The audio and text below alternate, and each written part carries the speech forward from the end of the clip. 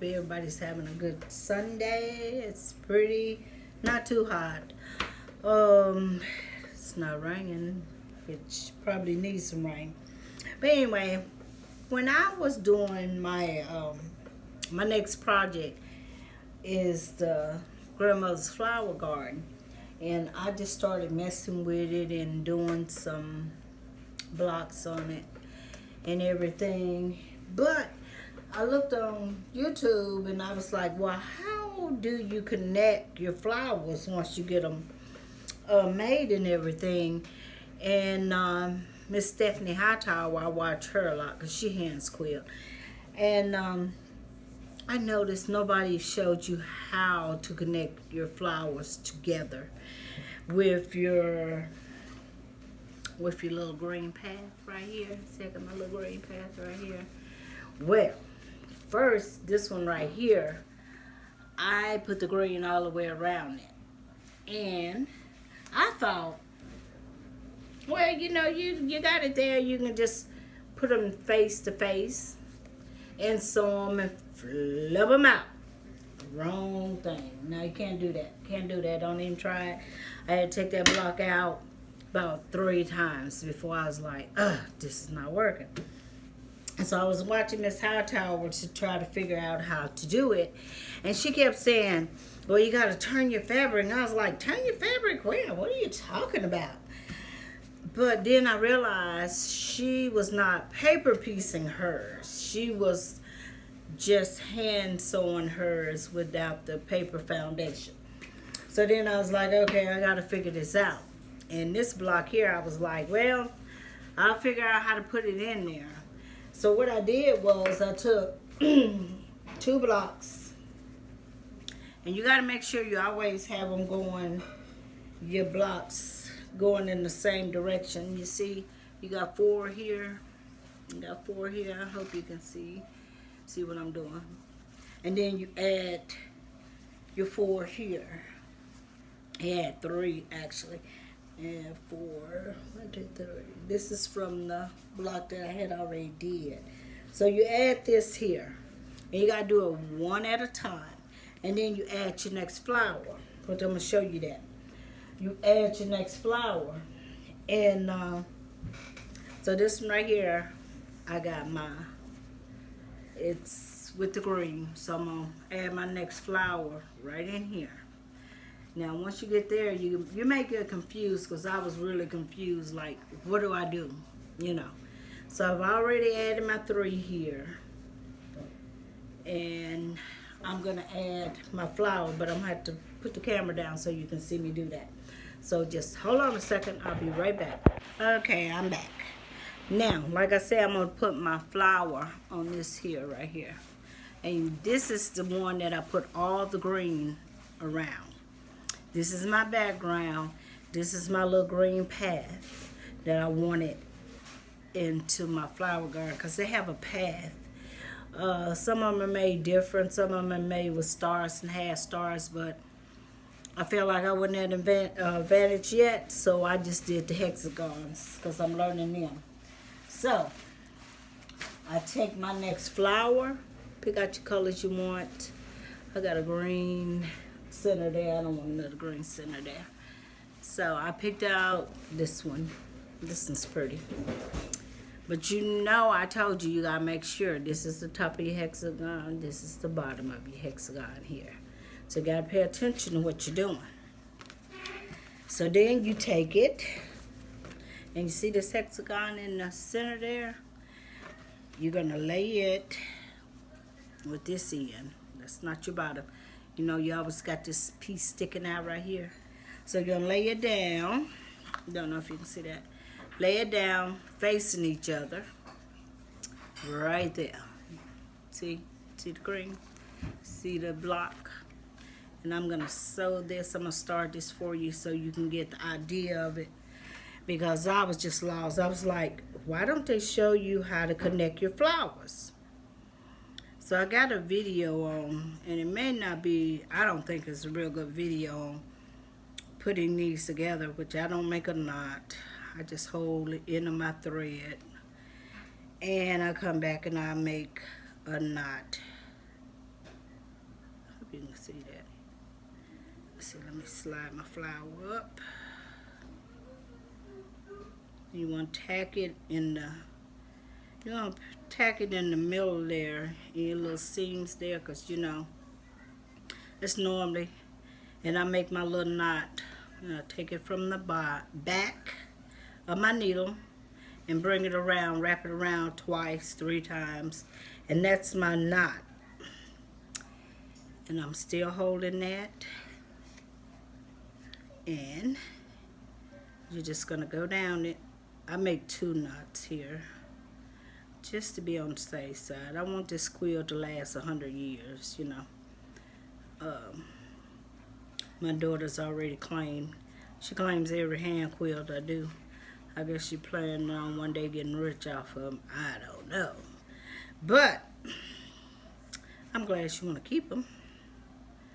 Something to remember me by. And you know, you just pick up a little bit. Can you see that? I hope y'all can see that. Pick up a little bit. And you keep going all the way down. And I put my stitches really close together. And then I keep a little tension on them. And when I get in the middle of this hexagon, I make a knot. I tie it off. So that's just to keep the tension tight. And you're gonna see some thread. Don't worry about it. It's your first quilt. I'm telling you, if you're a beginner, don't worry about all the mistakes you're gonna make. You're gonna make mistakes. Mistakes will one day teach you how to do it correctly. So don't be ashamed of your mistakes, honey. Embrace them. Embrace your mistakes. Because I sure make a lot of them. But I learned. And when you're doing a quilt, you're going to always learn something from a quilt. So I'm about in the center of that. So I'm going to tie that off again. And I kept a little tension on my thread. You know, I always drop my needle. I don't know why. But I got my little knot. Now, I got to finish it up. And you're going to have to do one side of this, connected one side. I hope you can see that. I know I put my hand over there, you can. But see, I'm getting my stitches really close. I want to make sure, like I say, I want it to last 100, 200, long as the material stand up, you know. But I also want it to be loved and I want it to be used. So, but, and you know, since you're coming out over here on this side here, you're just going to connect it. I would just connect it all the way down here. I'll show you that as soon as I get over there. And because I do so many stitches. But take your time, honey. It's worth taking your time. After you made all these hexagons, invested your time in it. Your blood, sweat, and tears right here in the little intersection. See there? I'm going to make me another knot. And I'm going to make a second knot. You know, I don't think you have to really make the second knot, but I just do.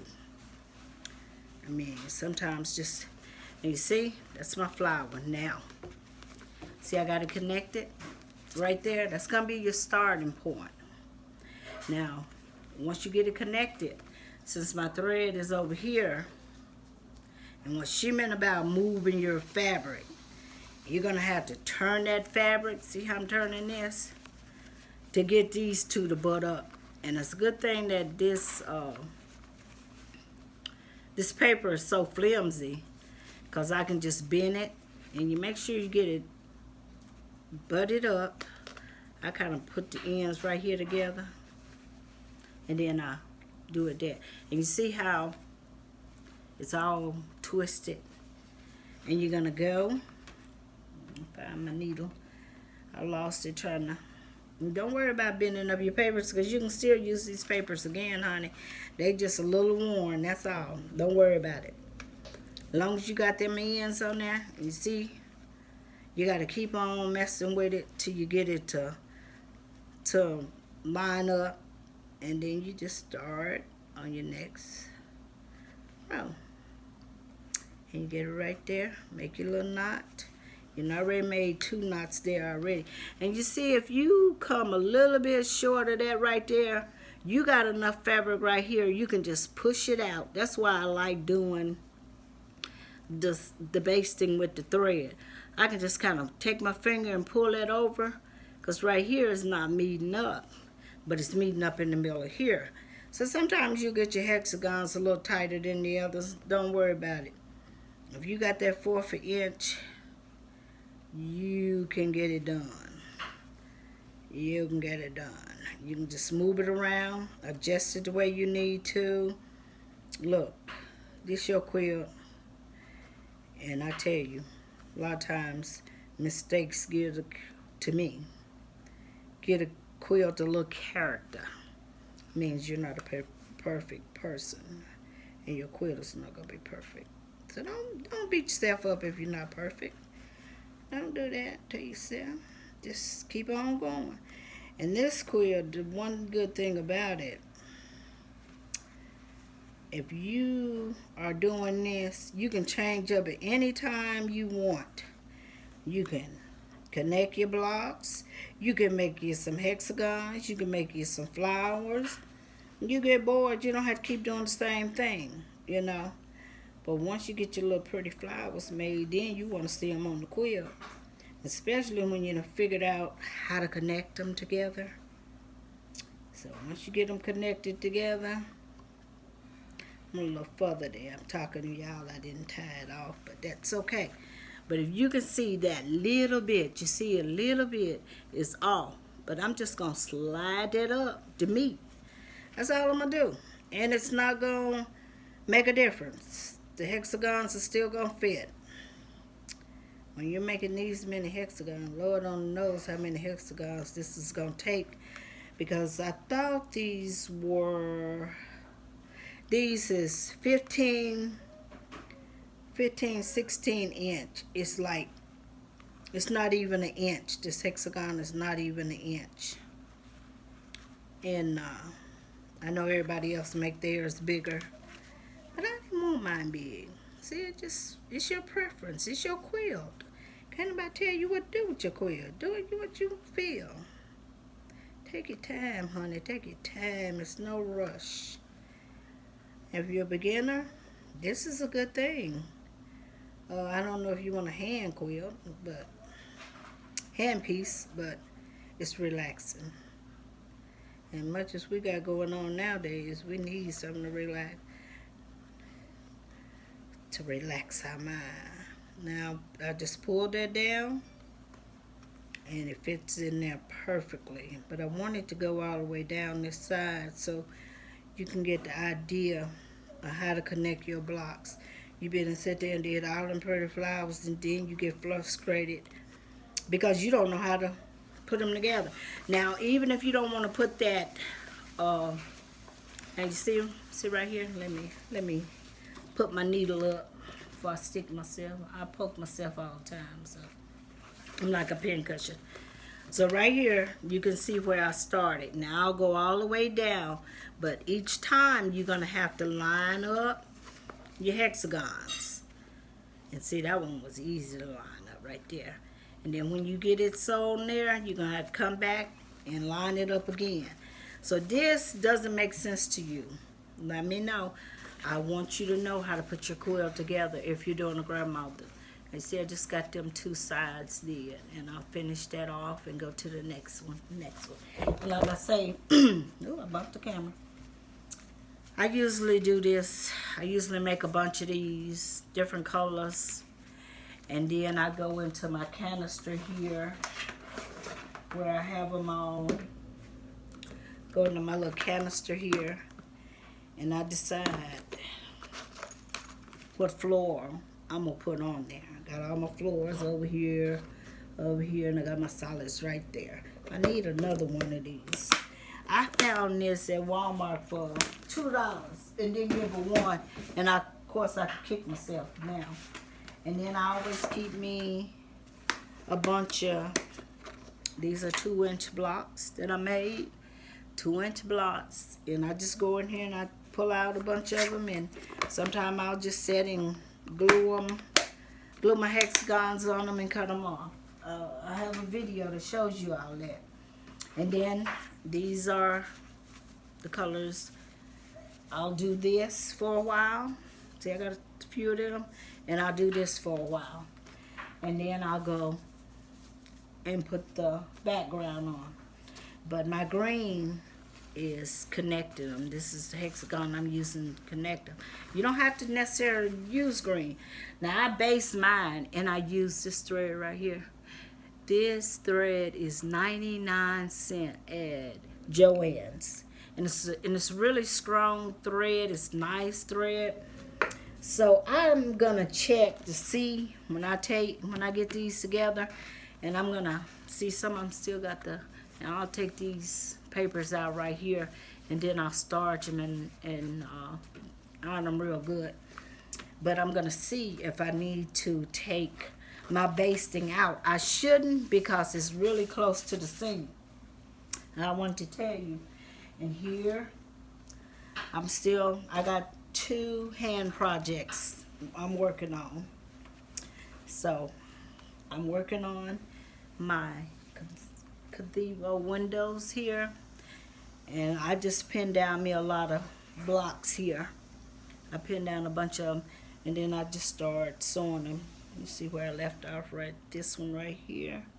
And I just started sewing them down. I have videos on this. This is a year old. I wanted to get it done before this month, but that didn't happen. So my next 2 projects, after I get that done, I showed you Dear Jane. But I found Dear Jane doesn't have the directions in it. But it is a group on YouTube that they do them and kind of give you the directions. And one of my subscribers, thank you, and I'm going to try your method, told me that she uses freezer paper and just trace hers out the book. So I'm going to try that before I pay $300 for those paper piecing complete set that they have. And then I found this Farmer's Wife sample quilt, and in I may do it before I start on my Dear Jane, just to get a sense of it. But it shows you, it gives you directions on how to make these blocks in their book. So I may do it just to build up my nerves. I may start on it, which I'll probably have both of them going at the same time, because I like to keep a couple of projects working at the same time. And I'm still working on my daughter's quilt. Ooh, I'm sorry. Let me raise y'all up so y'all, it's just rude to talk to somebody and they can't see you. I'm still working on my daughter's quilt. It's over on the machine over there. You see it? It's on the machine. I got to put it on the floor. It's a big quilt, so I got to put it on the floor. On my first videos, I showed y'all this quilt. And I got, I think, 2 more blocks on Cookie's quilt, the baby's quilt, that I'm hand piecing. Then all I have to do is bayonet. So that will be my 2 projects I have that I'm doing on the machine. And these are the 2 that I'm doing with by hand. But I get addicted to something when I start it. But I got to put down the grandmother's flower garden and get these blocks did on my gazebo windows and connect those. I got 400 blocks. I need to connect them together to see how much more I have on the quilt. And I shouldn't have that much more. I just got to make it wider and longer on the bed. And I'm going to make it a queen size. And then I got to figure out a method of putting the binding on. I've seen a couple of methods how to do it. I don't know what I want to do with it right now. So I got time to think about that. So I don't know what I'm going to do with it right now, but I'm going to do something with it, and I want to get that off my list.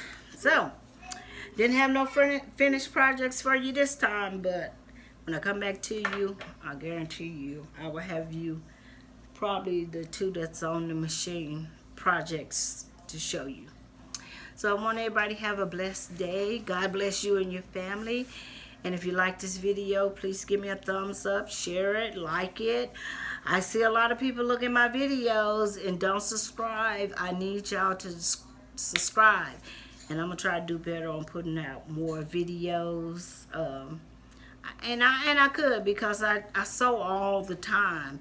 And I just need to set up the camera and film myself doing it. I just always forget, and I get into my zone and I'm just busy. So I'm going to try to do better for you all, but I hope you all have a blessed day. God bless you and your family, and try to stay safe. Be very safe, because, you know, we got a new virus out. So be careful, people. I love you all. Have a good day. Bye.